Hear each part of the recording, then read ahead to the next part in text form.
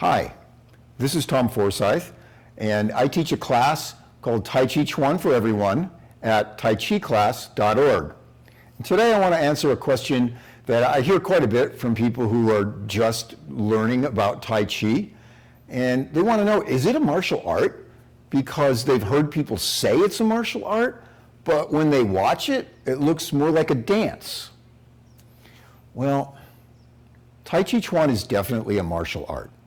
The moves can be used in many, many ways, in many fighting situations, and historically, Tai Chi Chuan has been used in fights.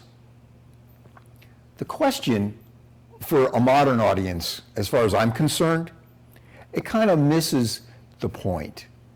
Tai Chi Chuan uses martial moves on a path of peace. The martial moves in Tai Chi Chuan help you realize the aggressive nature that you can't help but have as a human being. And it helps you use those martial moves and your martial nature, your hard edges, in a way that become gentle, soft, flowing, and harmonious.